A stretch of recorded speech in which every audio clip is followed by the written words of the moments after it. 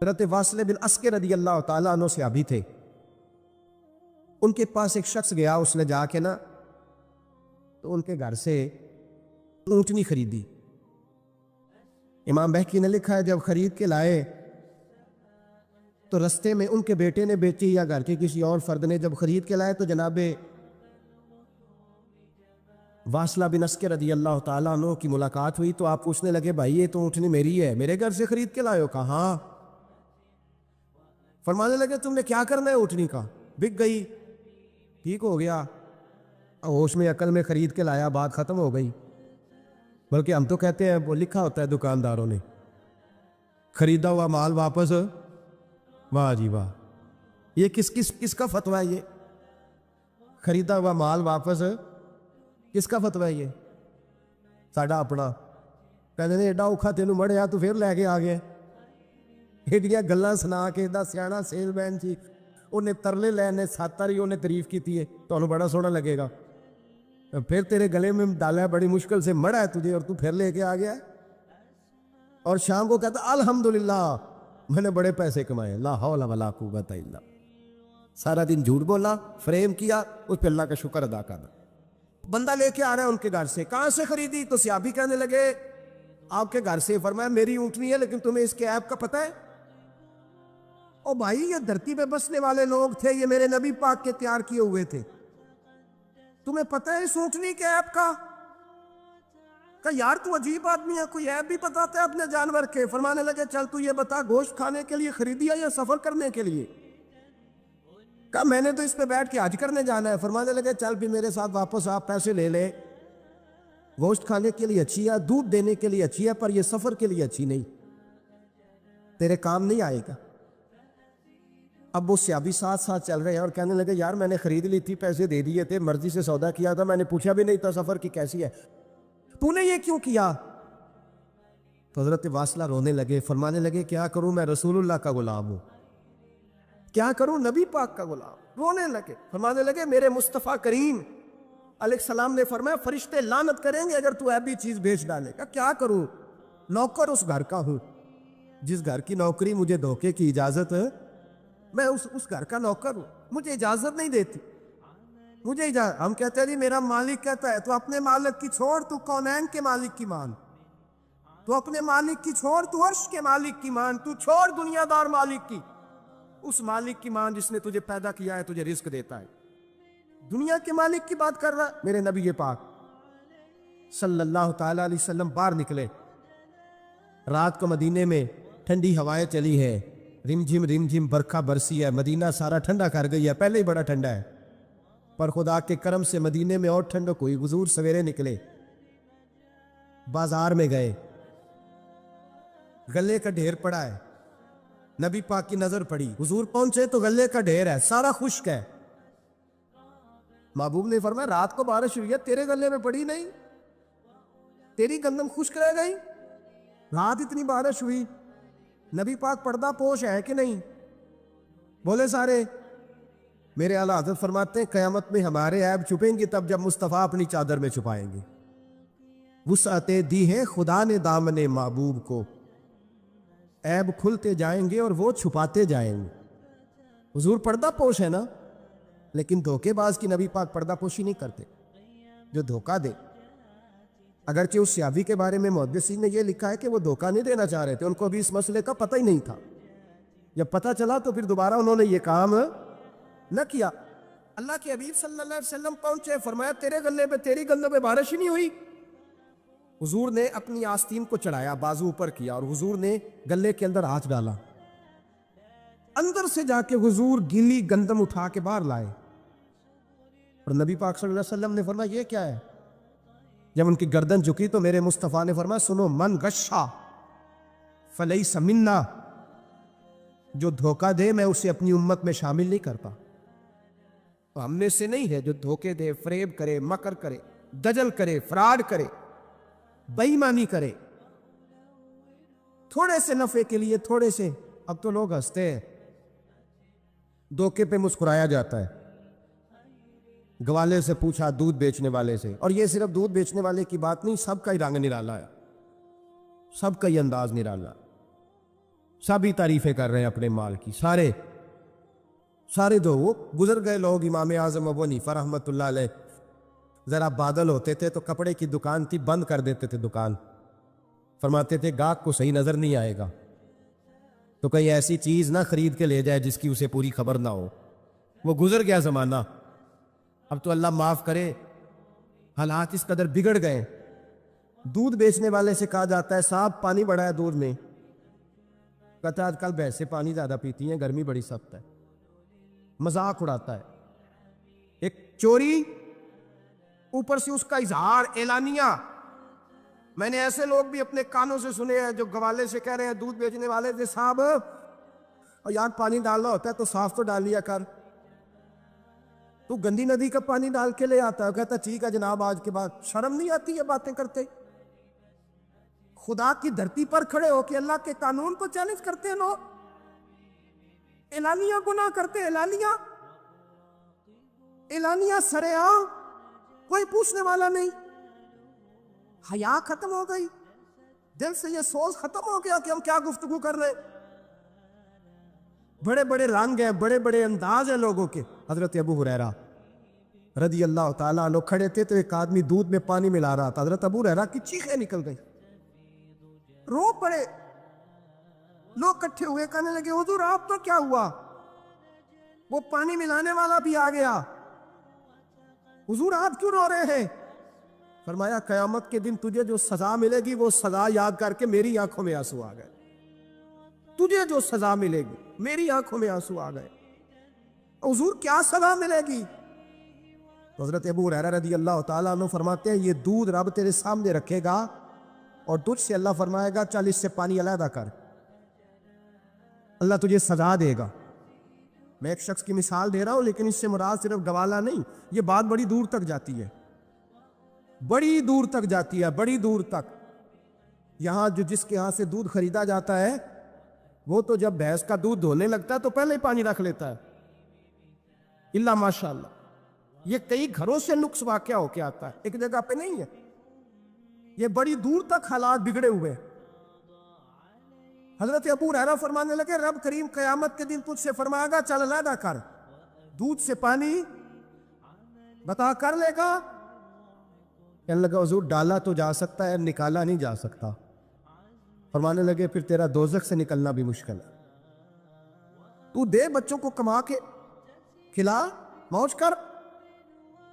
اب تو یہاں تک تماشا لگ گیا ہے، میں ایک رپورٹ پڑھ رہا تھا کراچی میں ایسی بھی دکانیں پکڑی گورنمنٹ نے کہ جہاں دودھ کے اندر کیمیکل ملایا جاتا ہے گاڑھا کرنے کے لیے، اور اس کیمیکل نقصان یہ ہے اس کیمیکل کا کہ وہ کینسر کا باعث بن جاتا۔ 2 کلو دودھ کی خاطر قتل کر دیا ایک انسان کو، 400-500 کی خاطر مار دیا بیماری لگا کے، بچے یتیم کر دیے، عورتیں بیوہ کر دی، گھر اجاڑ دیے تھوڑے سے دھوکے کے لیے، اتنی سی دنیا داری اکٹھی کرنے کے لیے۔ یہاں دوائیاں جعلی نہیں بک رہی، یہاں لوگ ملاوٹ والی، اتنے لوگ کھڑے ہیں ڈاکٹر کے دروازے پر اور تعریفیں کر رہے ہیں ڈاکٹر صاحب اس کمپنی کی کیوں لکھ کے دیتے ہیں ڈاکٹر صاحب اس کمپنی کی دوائی، انہیں خبر نہیں کہ کیا حال ہے۔ موت بیچتے ہو پھر سمجھتے ہو جنت میں جاؤ گے۔ ام حسبتم ان تدخلوا الجنہ، اتنا آسان سمجھ لیا لوگوں نے۔ میرے رسول پاک صلی اللہ علیہ وسلم نے فرمایا جس کا دوست، جس کا بھائی، جس کا پڑوسی اس کے بوائق سے محفوظ نہ ہو وہ آدمی جنت میں نہیں جائے گا۔ صحابہ نے کہا حضور یہ بوائق کیا ہے؟ فرمایا ظلم اور دھوکہ۔ جس نے پڑوسی کو بھی دھوکہ دینے سے وہ باز نہیں رہا۔ لوگ شکوہ کرتے ہیں، کہتے ہیں لوگ دنیا ساری دھوکے باز ہو گئی ہے، لوگ سارے، کسی نے ملا رومی سے کہا تھا حضور سارے لوگ ہی دھوکے باز ہیں۔ فرمایا تو اپنا تجربہ کرنا، تجھے اس لیے سارے دھوکے باز ملتے ہیں کہ تیرے اپنے اندر بڑا دھوکہ ہے، اپنے اندر خلوص پیدا کر، اللہ تجھے بڑے خلوص والے لوگ عطا فرمائے گا۔ تو خود اس سے یالی لگاتا ہے، دھوکے کے رنگ میں لگاتا ہے۔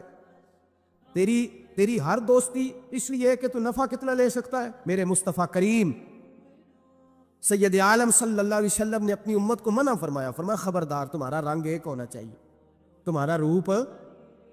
میری باتوں کی سمجھ آ رہی ہے اب آپ کو؟ دھوکہ دینا، فریب کرنا، فراڈ کرنا حضرت عیسیٰ علیہ السلام کے پاس ایک شخص آیا، کہنے لگا میں نے آپ کے ساتھ رہنا ہے ہمیشہ۔ امام راضی نے لکھا ہے میں نے ہمیشہ آپ فرمانے لگے میں ضرور ساتھ رکھوں گا پر دنیا داری کا مطالبہ نہ کرنا۔ جی تو اس پیر دے بندے کی مرید ہو جدے مرید ہویا دکان ہی نہ چمکے، کیا مطلب ہوا بیعت ہونے سے؟ اتنی دیر کے مرید ہوئے ہیں تو کوئی فائدہ نہیں ہوا، نہ کاروبار چمکا نہ دکان بنی۔ الٹا پیر صاحب کہتے ہیں سود بند کر دو، دھوکے بند کر دو، فریب بند، جت ہوندہ پہ ہو تو بھی نہیں ہون دے، کیا فائدہ ہے نا جی؟ تو کوئی مکر فریب ہی نہیں، دجل ہی نہیں، سادہ سادہ کام کیسے ہوگا؟ حضرت عیسیٰ علیہ السلام کہنے لگے میرے ساتھ رہنا ہے تو دنیا داری سے، بولیے دنیا داری سے بچنا۔ کہنے لگا جی بالکل صحیح ہے۔ آپ فرمانے لگے چلو ٹھیک ہے۔ حضرت عیسیٰ نے چاہا کہ اس کا امتحان کرے، فرمایا پہلے دن وہ آیا ہے صحبت صلح میں رہنے کے لیے، خیر سیکھنے کے لیے۔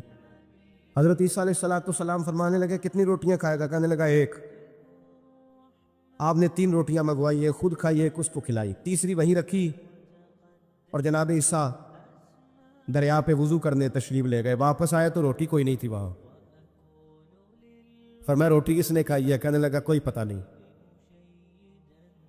جناب عیسیٰ علیہ السلام نے اس کو معجزہ دکھایا۔ ایک ہرن جا رہی تھی، اس کے ساتھ 2-3 چھوٹے چھوٹے بچے تھے۔ حضرت عیسیٰ علیہ السلام نے ہرن کا ایک بچہ پکڑا، اس کو ذبح کیا۔ ہرن بھی کھڑی ہو گئی، باقی بچے بھی کھڑے ہو گئے، ذبح کیا، اور ذبح کر کے اس کا گوشت بھونا، اس کو بھی کھلایا، خود بھی اتنا کھایا کہ سیر ہو گئے، ڈکار آنے لگے۔ فرمایا کھایا نا تم نے؟ لگا حضور کھایا ہے۔ فرمایا پیٹ میں بھی ہے؟ کہا ہے۔ ہرن کے بچے کی ہڈیاں پڑی ہوئی تھی، جناب عیسیٰ نے ساری ہڈیاں کٹھی کر کے فرمایا کم باذن اللہ، اللہ کے حکم سے کھڑا ہو جا۔ وہ ہرن کا بچہ پھر زندہ ہو گیا۔ آپ فرمانے لگے ہرن کے بچے کا گوشت تیرے پیٹ میں بھی ہے، میرے پیٹ میں بچہ وہ جا رہا ہے، اب تو بتا دے روٹی کس نے کھائی ہے؟ اب تو بتا دے۔ کہنا جی کوئی پتہ نہیں، مجھے پتا۔ حضرت عیسیٰ علیہ السلام اس کو ساتھ لے گئے، دریا کے اس پار جانا تھا۔ فرمایا ہاتھ پکڑا چلو گزرو۔ دریا میں پیر رکھا، اس کا بھی اپنا بھی۔ کہنے لگا جی ڈوب جاؤں گا۔ فرمایا تو میرے ساتھ ہے، تجھے معجزہ دکھانا ہے، اللہ کی قدرت دکھانی ہے۔ پیر رکھا دریا میں، پیدل چلتے ہوئے دوسرے کنارے چلے گئے، کوئی ڈوبا نہیں، پیر بھیگا نہیں۔ فرمایا اتنی بڑی تو نے معجزہ دیکھا، اب تو بتا دے روٹی کس نے کھائی ہے؟ کہنے لگا جی پتا، مجھے خبر، حالانکہ سارا ہی پتا ہوتا ہے، پتا نہیں مجھے، بلے بن جاتے ہیں نا منٹ میں۔ حضرت عیسیٰ کہنے لگے میں اللہ کا پیغمبر ہوں، مجھے منوانا آتا ہے۔ دریا کے اس پار گئے تو ریت تھی، صحرا کا علاقہ تھا۔ جناب عیسیٰ نے ریت کٹھی کی، چھوٹی چھوٹی ڈھیریاں لگائیں، 3 ڈھیر ریت کے لگ گئے۔ 3 ڈھیر، جب 3 ڈھیر لگ گئے تو جناب عیسیٰ علیہ السلام نے پھونک ماری، وہ ساری کی ساری ریت سونا بن گئی۔ حضرت عیسیٰ علیہ السلام کہنے لگے یہ 3 حصے ہیں سونے کے، ایک حصہ میرا ہے، ایک تیرا ہے، اور تیسرا اس کا جس نے تیسری روٹی کھائی ہے۔ کہنے لگا جی میں نے کھائی ہے۔ تیسرا حصہ اس کا جس نے تیسری روٹی کھائی۔ کہنے لگا جی روٹی؟ فوراً مان گیا، بے قدرہ کچھ قدر نہ جاتی، کیتی خوب تسلی ہو، اے دنیا دار پجاری زردے کتیاں دے گل ٹلی ہو، میں نہیں کھائی ہے۔ وہ میاں صاحب کمال کر گئے، وہ ایک شخص لے گیا میاں محمد بخش علیہ رحمہ کو تانگے پہ بٹھا کے، کہنے لگا یہ پہلی بھی میری، وہ بھی میری، وہ باغ بھی میرا، یہ میرے چاچے کی، وہ میرے تائے کی، یہ میرے دادے کی، بڑے مالدار ہیں۔ آپ فرمانے لگے چل چھوڑ کوئی اور بات بھی کر۔ نہیں جی نہیں، وہ فلانی شے بھی میری۔ آپ فرمانے لگے یہ بتا تجھ سے پہلے کس کی تھی؟ کہنے لگا فلانے سے خریدی ہے۔ فرمایا اس سے پہلے کس کی تھی؟ چپ کر گیا۔ آپ فرمانے لگے دانش مندہ نہ کم نہ ہی دل دنیا نہ لاڑا، اس ووٹی کئی خامد کیتے، جو کیتا سو کھانا، چھوڑ اس کی بات نہ سنا، اس کا تو کبھی کوئی مالک ہوتا ہے کبھی کوئی ہوتا ہے۔ کہنے لگا جی میں نے ہی کھائی ہے روٹی۔ تو حضرت عیسیٰ کہنے لگے تو نے ظلم کیا، نبی کی صحبت پر تو نے ایک روٹی کو فوقیت دی، ایک روٹی، اور مجھے دھوکہ دیا اللہ کے پیغمبر کو۔ فرمایا جا، میں نے مال کا کیا کرنا ہے، سارا ہی سونا تیرا ہے، 3 ڈھیریاں تو ہی رکھ لے۔ حضرت عیسیٰ کہہ کے گزرے تو پیچھے سے ڈاکو آ گئے، تلواریں ہاتھ میں، 2 ڈاکو، سونا پڑا ہوا دیکھا، کہنے لگے تیرا ہے؟ کہا میرا ہے۔ کہا اٹھ دوڑ جا، تجھے قتل کر دیں گے۔ منت کرنے لگا، کہنے لگا یار اس طرح کرو نا، بانٹ کے کھاتے ہیں، بانٹ کے کھا لیتے۔ بات طے ہو گئی، ایک ایک ڈھیری کے مالک ہو گئے۔ اب وہ بات چیت ہونے لگی، نام پتہ واقفیت ہو گئی، تعارف ہو گیا۔ اب وہ جو 2 ڈاکو تھے ان کو وہ شخص کہنے لگا بھوک لگی ہے یار، کو روٹی کھاؤ، کچھ پیسے دے کے ایک کو بھیجا۔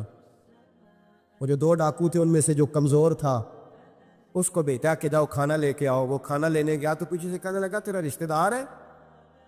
کہا نہیں، کوئی تعلق؟ کہنے لگا کوئی نہیں۔ آدھا حصہ کیوں دیتے ہو؟ کہنے لگے کمزور سا بندہ ہے، روٹی شوٹی لا دیتا ہے، میرے کام شام کرتا ہے، تو میں اس کو آدھا۔ اس نے کہا دفع کرو، چھوٹے چھوٹے کام کرتا ہے تم آدھا حصہ دیتے ہو؟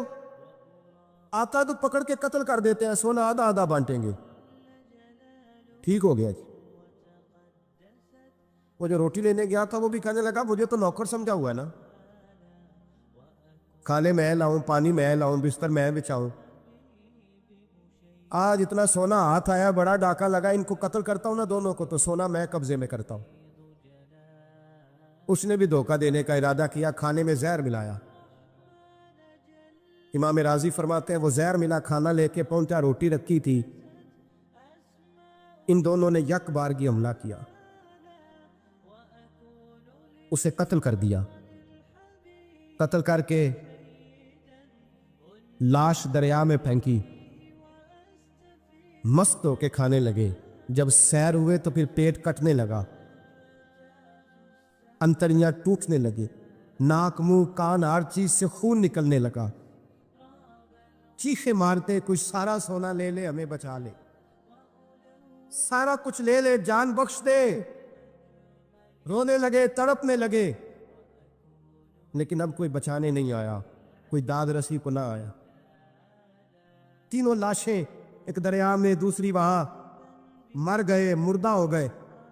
حضرت عیسیٰ علیہ السلام چند گھنٹوں کے بعد گزرے تو لوگوں نے کہا حضور یہ کیا ہے؟ فرمایا دنیا داری کا انجام، لالچ کا انجام، دھوکے کا انجام، فریب کا انجام۔ او بھائی بیماری لگ گئی سیٹھ صاحب کو، مالدار صاحب کو، چودھری صاحب بیمار ہو گئے، کروڑوں روپیہ پڑا تجوری میں، لیکن شفا کبھی خریدی نہیں جا سکتی۔ ساری زندگی شفا رہی اور اچانک پتہ چلا ہے کہ ذرا تھوڑی شوگر ہو گئی۔ اتنی مایوسی، جس نے ساری عمر شفائیں دی ہیں۔ راضی رہنا چاہیے، اس کے کرم کی طرف توجہ، اس کی عطا کی طرف توجہ، اس کے فضل کی طرف ذہن۔ اپنے کریم رب کے ساتھ انسان کا اس طرح کا معاملہ کہ وہ کرم ہی کرے، وہ رحم ہی کرے گا، وہ عطائیں ہی فرمائے گا۔ اور کریم جب غالب آتا ہے نا تو کرم ہی کرتا ہے۔ بھائیو یاد رکھیے گا اور سمجھیے گا، اپنی توجہ ہر وقت اپنے مالک کے کرم کی طرف رکھیں، ہر وقت اللہ کی عطا کی طرف۔ یہ جو مایوس لوگ پھرتے ہیں نا اور مایوس باتیں کرتے ہیں، اور یہ جو کہتے ہیں کہ میں بڑا تھک گیا ہوں اور میں بڑا تنگ آ گیا ہوں اور اب مجھے لگتا ہے کہ یہ چیزیں میرے کنٹرول میں نہیں آئیں گی، اور حضرت میں نے بڑی کوشش کی، جو قدم آگے لے جاتا ہوں وہی میرا پیچھے ہوتا ہے، اور بعض کہتے ہیں جی میرے ساتھ ہی ایسا کیوں ہوتا ہے، آخر میں ہی ساری زندگی اس طرح کیوں ہوں، فلاں جگہ بھی ناکام ہوا، فلاں جگہ بھی۔ او میرے بھائی، جس طرح کا انسان گمان کرتا ہے رب بھی اسی طرح کا معاملہ فرماتا ہے۔ تیری طبیعت ہی نہیں بن پا رہی کہ تو رحمت کی طرف متوجہ ہو، تیرا خیال ہی نہیں بن پا رہا کہ اس کے کرم اور عطا کی طرف تیرا دھیان جائے، تو نے اپنے اوپر مایوسیاں پوری طرح طاری کر لی ہے۔ بندہ مومن کبھی اپنے رب سے مایوس ہو سکتا؟ اس کی توجہ ہر وقت اس کے کرم کی طرف رہتی، اس کی توجہ ہر وقت اس کی عطا کی طرف رہتی۔ دیکھیں نا، بعض لوگوں پر یکدم کرم آیا، چھایا، صحابی رسول ہے، ولیوں سے، غوثوں سے، قطبوں سے، ابدالوں سے تمام تابعین سے، محدثین سے، مفسرین سے افضل ہے، لیکن صحابی کتنی دیر کے ہیں؟ شاید 2 گھنٹے کے صحابی،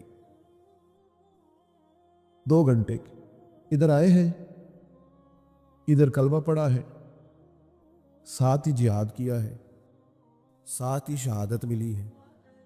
صحابی 2 گھنٹوں کے ہیں، صحابی 2 گھنٹوں کے ہیں، لیکن تمام مفسرین، محدثین، اولیاء، صوفیاء کے امام ہے۔ کیوں؟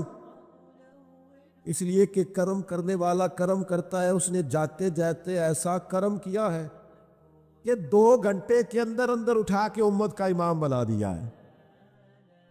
یہ تو رحمت کی برکھا ہے، یہ کسی وقت بھی برس جائے گی، یہ تو کرم ہے۔ دیکھیں نا ان لفظوں کا اندر حسن دیکھیں، نبی کریم علیہ السلام فرماتے ہیں بندہ ساری زندگی جہنمیوں والے کام کرتا ہے، دوزخیوں والے کام کرتا ہے، سزا والے کام کرتا ہے، لیکن جاتے جاتے نا کوئی ایسا جملہ بول دیتا ہے آخر میں کہ اس کی ایک بات کی وجہ سے نا اللہ اس کے لیے جنت کا فیصلہ فرما دیتا ہے۔ ایک بہت بڑا ظالم گزرا ہے تاریخ اسلام میں، بڑا ظالم تھا، اس کا ظلم بہت زیادہ تھا، لیکن حضرت انس بن مالک فرمایا کرتے تھے یہ اس کی ایک بات بڑی مجھے عجیب لگتی ہے، اس نے آخر میں ایک جملہ کہا تھا، ظالم بڑا تھا، اس نے آخر میں ایک جملہ کہا تھا، اس نے کہا تھا مالک میں نے ظلم کیے پر میں شرمندہ بڑا ہوں، اور یہ لوگ مجھ سے کہتے ہیں کہ میرے گناہ تیری رحمت سے زیادہ ہیں، مجھے بتا میرے گناہ تیرے کرم سے زیادہ تو نہیں؟ حضرت انس بن مالک فرماتے اس کی بات سن کر میرے دل کو چوٹ لگی، مجھے یوں لگا اس نے منا لینا ہے رب کے کرم کو۔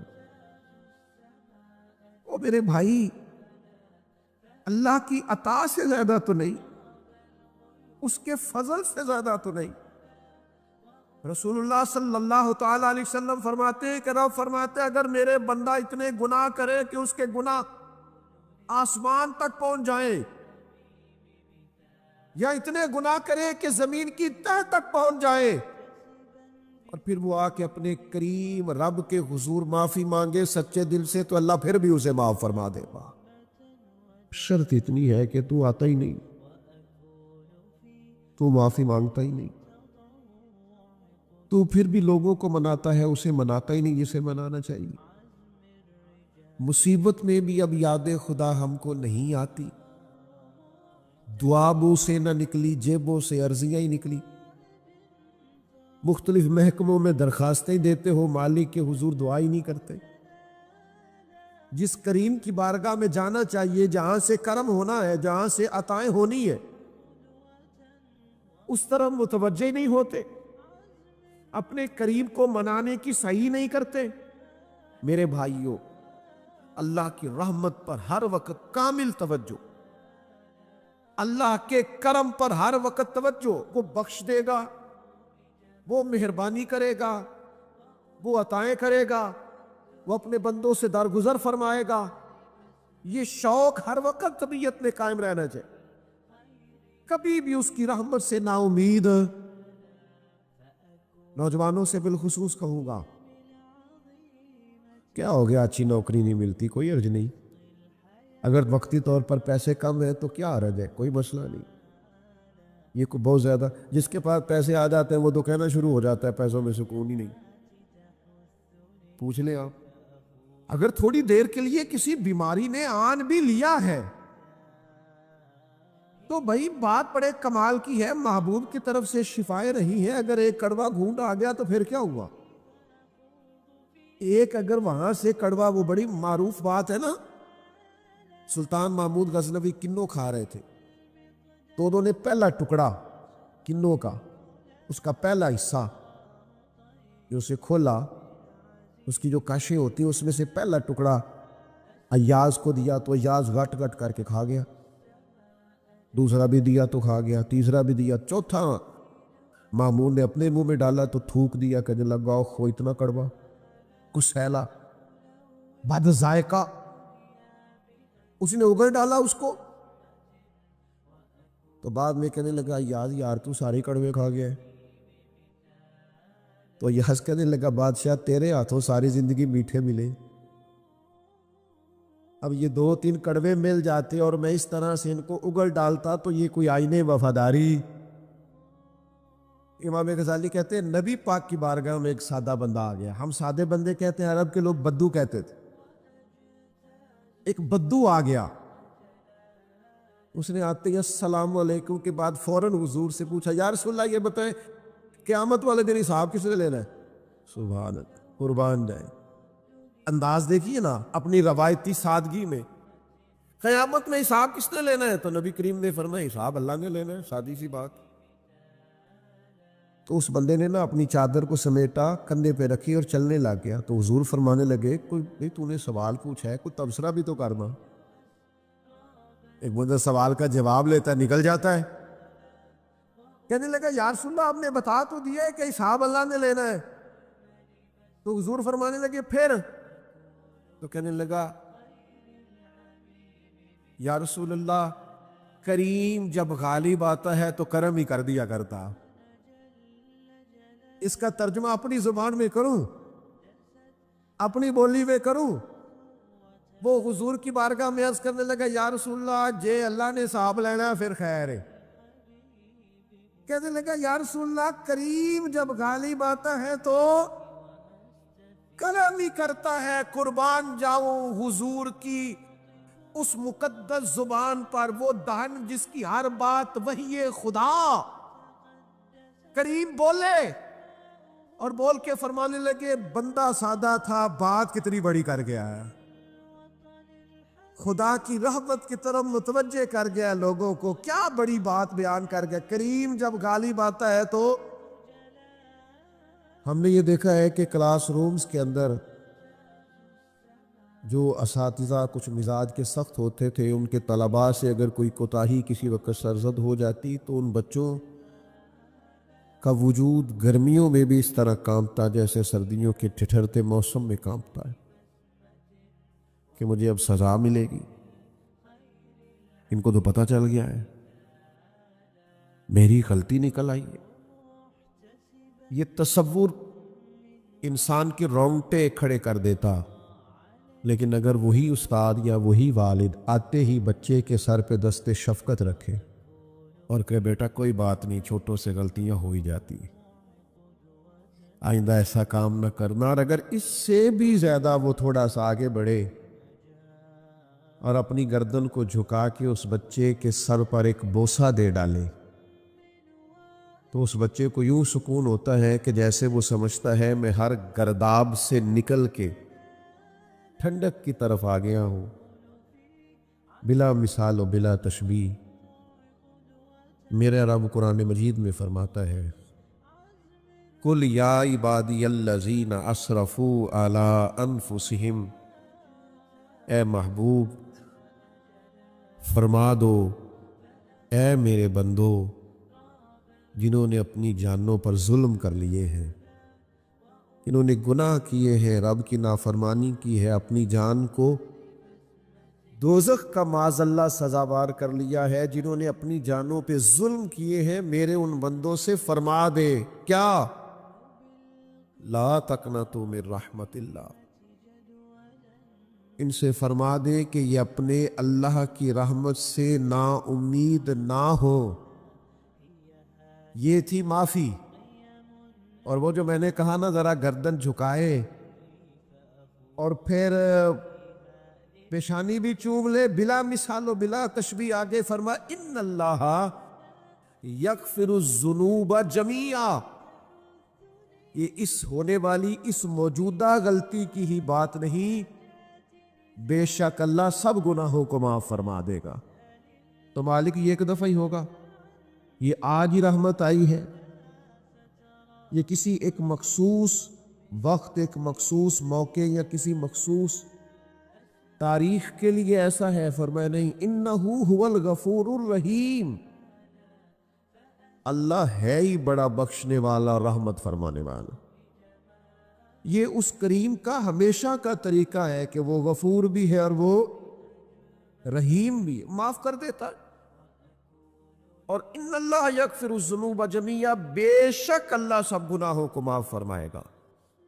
مجھے بتائیے، ہانپتے کانپتے لرزتے سہمے ڈرتے کب کبھی وجود پہ طاری ہوئی بندے میدان محشر میں جمع ہو، اور انہیں خبر ہو کہ ڈائری تو کھل گئی، آڈیو ویڈیو تو چل گئی، پتہ تو سارا آ گیا، فرشتے دفتر اعمال لے کر پہنچ گئے، چھوٹی سی چھوٹی ذرے کے برابر بھی کوتاہی تو یہاں تک آ گئی، بندہ ڈرے کانپے اور اچانک آواز کرم آئے، ان اللہ یغفر الذنوب جمیعا، بے شک اللہ سارے گناہوں کو معاف فرمانے والا ہے۔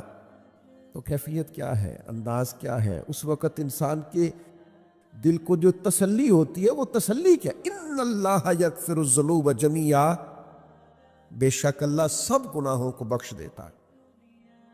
دوستو، شدید بے سکون، بے چین، مضطرب، الجھے خیالات، سخت بیمار، سخت کمزور، مالی مشکلات کا شکار لوگ، جسمانی بیماریوں سے لڑنے والے لوگ، اور رشتہ داروں اور احباب اور ان کی بے وفائیوں کا شکوہ کرنے والے لوگ، اگر ان ساری تکلیفوں سے نکلنا چاہیں تو حل ایک ہی ہے، ادھر ادھر نہ دیکھیں، اپنے رب کی رحمت کی طرف دیکھیں۔